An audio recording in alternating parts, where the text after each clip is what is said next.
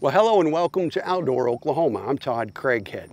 When it comes to wetland management, it kind of reminds me of the movie, quote, "If you build it, they will come." Right now, this may not look like a waterfowl paradise, but trust me when I say that it soon will be. Biologists are spraying and seeding these wetland units so that when the birds do migrate down here in the winter, well, they'll be welcomed by the best habitat there is. When it comes to really any type of wildlife habitat management, it takes a lot of planning and effort ahead of time. And the fruits of these folks' labor won't be realized until this winter, when these units are full of ducks and geese and the parking areas are full of happy hunters. Some of the most knowledgeable and hardest working habitat managers in the country.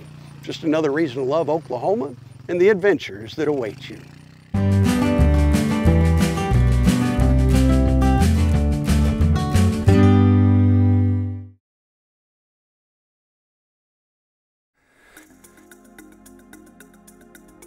Yeah, ever since I started fishing here, I always thought it would be nice if I can win one of these slip. Usually it's the best right before it start winning. And actually when it start winning, even that 30 minutes is really great.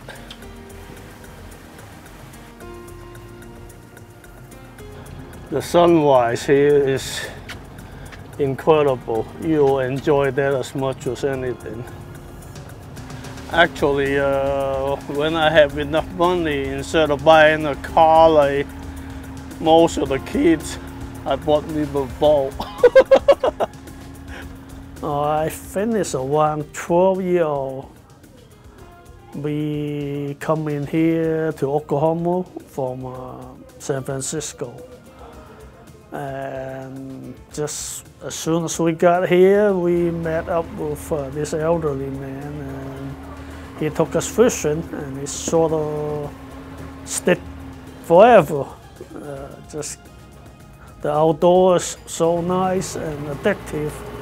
Been fishing ever since I can remember. He actually took us to a farm pond first, but the farm pond is so far to go. Lake Havner is the closest lake to our house. So my brother Tom and I sometimes just ride our bike from 11 and Youngs up to Lake Havner. And we started out using worms. And this elderly gentleman showed us how to use what he called a door fly. They call it jigs nowadays, but he showed us how to tie our own door flies. Now have to look for them. There's different areas. They like to hang around more. So have to see which way the wind is blowing, and we'll decide which way to start first. Since the wind's coming out of the west today, so the east bank would be a little bit better. There's a sandbar that comes up here. With the way the direction of the wind, the fish may be on this side, they're feeding. The fastest way to find them is do a little bit what we call trolling. It's basically put some crankbait in the water and dry around fast enough to cover a lot of water. They tend to be in Saratoga water early in the morning. So we'll start at the Saratoga water. I lost my fishing partner a couple years ago, so I have to do most of this by myself now. We've been fishing together ever since we know how to wire bite. But he passed a couple years ago. Oh, we love the outdoors. Like to hunt and fish. I'm the one in the middle, so I do both. My older brother likes to hunt, and Tom loves to fish. Many people come in and we talk about fishing, and where to go and how to catch them.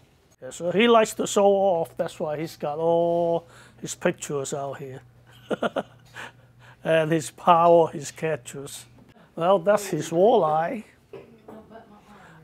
He caught our late haven though, but we normally catch them at night time or late in the evening after we get off work, where most people's already asleep.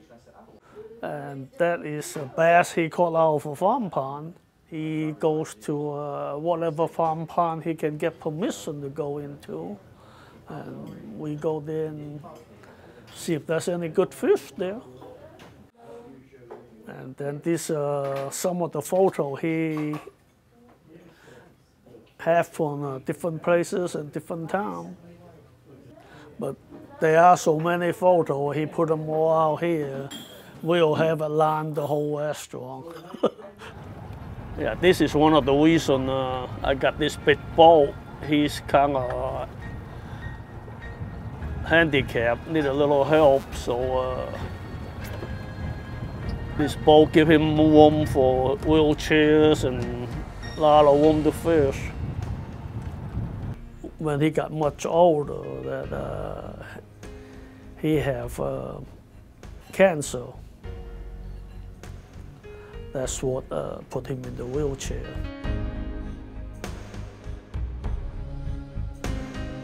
We lost Tom in 2019, and that's really hard on me because we fish all the time, and now he's not here. He just didn't feel the same for a long time. But eventually I got back out and started picking up where we left because I finally realized he wanted me to be fishing. And he is probably looking over my shoulder, be sure that I'm catching fish. So I went back out and picked up a fin here and there and still enjoy the outdoors. It's always good to be out with somebody, whether you are just having fun or you are out there targeting special fish and really want to catch that one type of fish. It's always helpful, and it's safe, a lot safer to have somebody fishing or hunting together.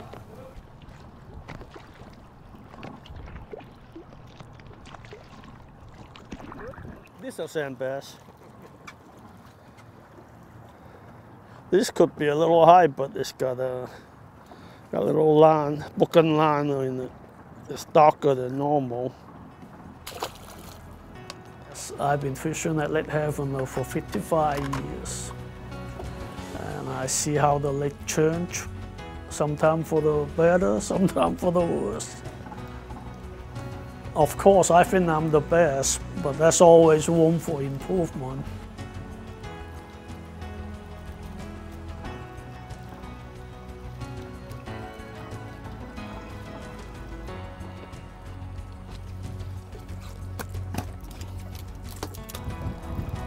And once you find them, you can either continue throwing back and forth the same spot, or you can stop and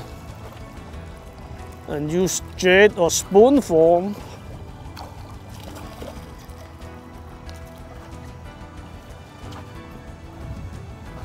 When my children turn 16, what I give them for their 16th birthday is not a car, it's the lifetime hunting and fishing license. Maybe I'm just can't afford a car, but I want them to be able to enjoy the outdoors as much as I do. Because it's getting to be less and less of it. All your big tall buildings coming up everywhere. So we need to treasure this one activity we still be able to enjoy. I love to see the young ones pick up fishing, and I don't have a whole lot against video games, but I think if they go out and enjoy the outdoor a little bit, it's better for them, for their health and their mind. It's always good when we can get out. We didn't get our limit or something, but we're definitely happy to be out.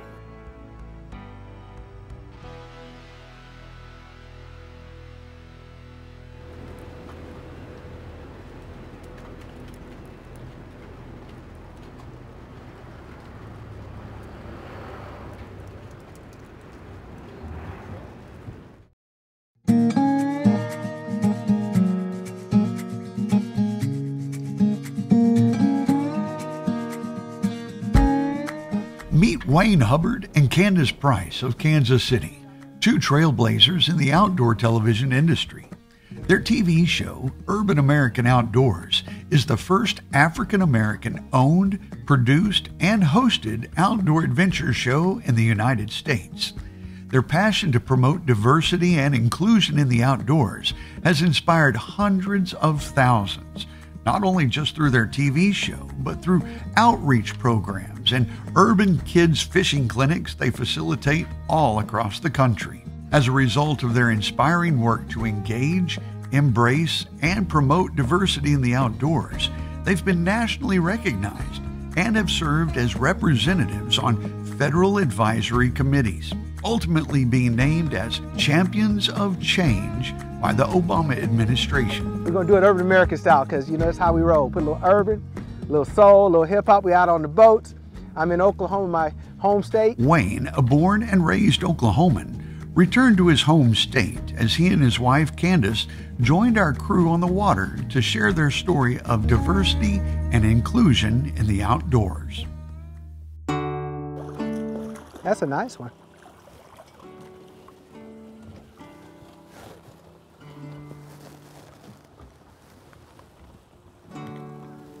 Not bad. That's nice. It started with my grandfather. He'd take me out and we'd rabbit hunt and we'd squirrel hunt, but I can't just leave it all on him. My grandmother would have me outdoors and putting my hands in the dirt. And she would always said, you know, listen, this is where you're from, this is where your family's from, and put your hands in the dirt. See that right there, guys? That's just exciting. I'm here in Oklahoma, hanging out, brings back good memories. But let me get the fish in the boat. Get the grease hot! A lot of kids don't have that opportunity to get out and experience what my grandfather, my uncles, instilled on me about why it's important and the enjoyment of being outdoors. So, in 1998, we started Urban American Outdoors. Urban American Outdoors was designed to show diverse people of color in the outdoors from a different perspective. One of the things that we saw was there was a lot of people that were interested in the outdoors, but they didn't see themselves in that space. And one of the times, and one of the things that you have is if you don't have any equity or connection to it, it's hard for people to engage in that space.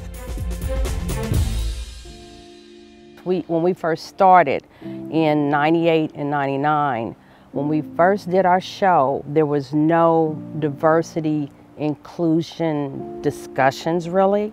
And our show came out and there were about 500 outdoor TV shows. This is one of the things that Wayne, when he first said, I want to do a TV show, I'm like, okay. He had me look at all of them and I was like, what is this? I really didn't like them, you know. I didn't see us.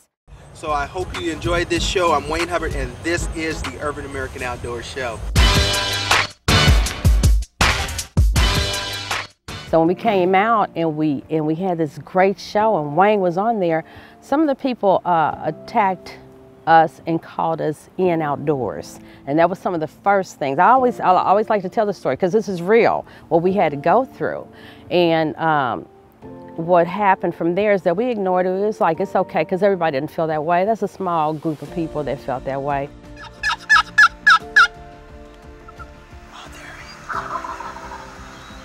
We're going to catch them and we're going to eat them. So what do you think, Doc? But the most important thing with this is we're going to take this and we're going to feed some hungry people. We're going to donate to food pantries in the community. I was very fortunate and very proud to have the opportunity to dive with 21 African-American brothers and sisters from all walks of life. You know, just love my mom, but I'm gonna put the little pepper on it. Just, they got what's your name on it, right? Urban American Outdoors was designed to show positive images of people of color in the outdoors. But it also flipped into more than that. There were people that would reach out and say, how do I get my child, or how do I get involved in hunting and fishing and outdoors?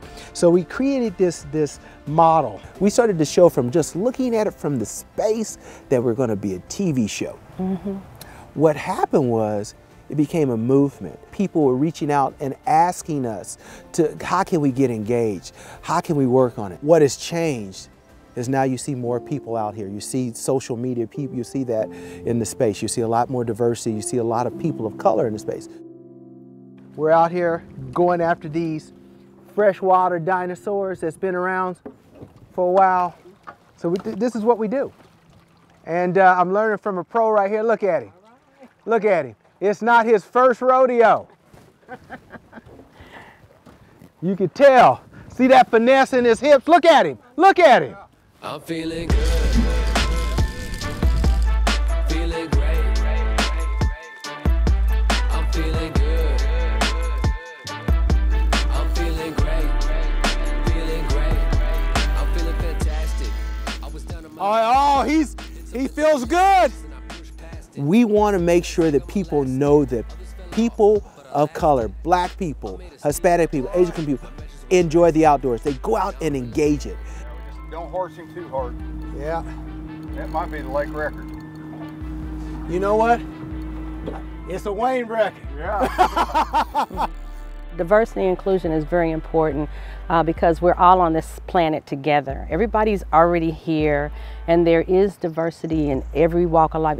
With the animals, there's diversity with animals and people as well. So I always believe that outdoors is for everybody. Bottom line, that's it. And everybody should be included, have access, opportunity to enjoy nature. Because that's what it was here for, to be stewards of the land, and everybody together can do this. And we getting down and dirty, getting ready to make it do what it do. I think we got a good one, folks.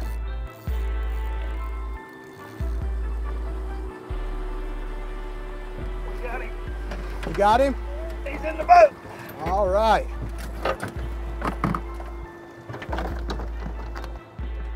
Fish is in the boat. Very excited about it. Absolutely amazing. Folks, you got to get out here and go to Outdoor Oklahoma. You'll catch some of these right here. I think the true caveat of doing this work is being out here with the people that you enjoy. Everyone thinks about it, it's about the catch and the harvest. It's about the experience.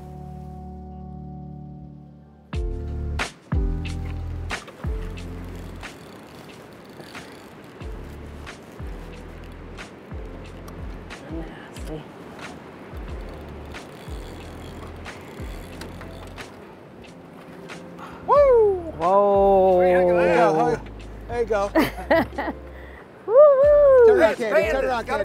Got a band on. Hey, Okay. turn around. Woo! Turn around, Candy. Let me get a shot. Super Okay. trophy there.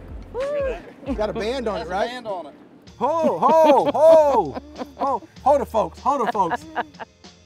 I don't got no paddlefish with a band. I got the little ring. You got the Use ring, and I'm the keeping locket, it. and Yes. now she got a band. She need to go back behind the camera. But that's a different story. We'll talk about it another time. just try and keep me down. You won't get off the ground. I got one. It's a big one. It's a big old boy. I never lost a round, handled with the crown, son, 'cause I'm taking over now.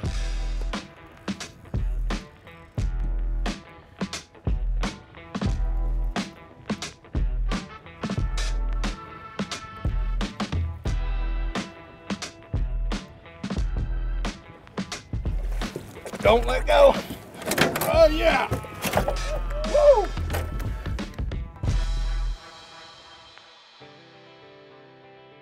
To be able to get out on the water, oh, it was so good. I was like, oh wow. You know, it took me back to what I was missing. Totally 100%. I feel so good. it wasn't just about catching fish. It was being on the water with good people, enjoying nature at its finest. What better way to end the day? We both got paddlefish in Outdoor, Oklahoma.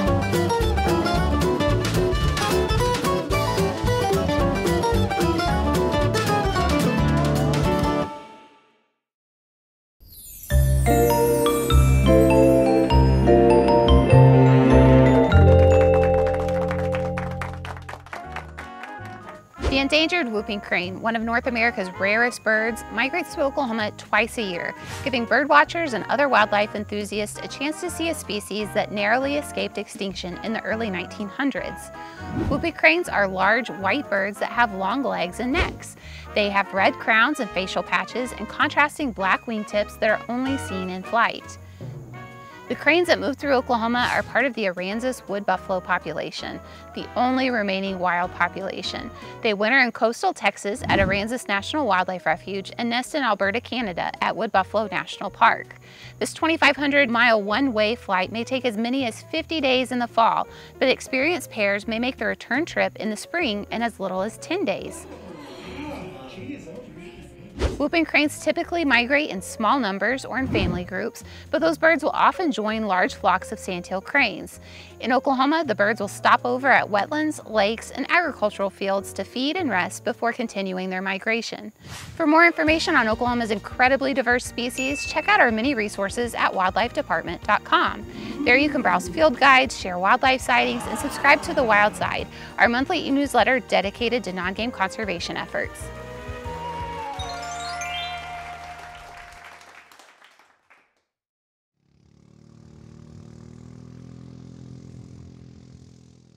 Well, we hope today's stories remind you that Oklahoma is the perfect place to explore. So no matter how you choose to enjoy our state's incredible natural world, remember that your adventure starts with Outdoor Oklahoma.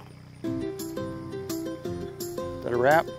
Got the need for seed. Outdoor Oklahoma is produced by the Oklahoma Department of Wildlife Conservation and is proud to serve and be funded entirely by sportsmen and women and outdoor enthusiasts who love and appreciate all things wild in the great state of Oklahoma.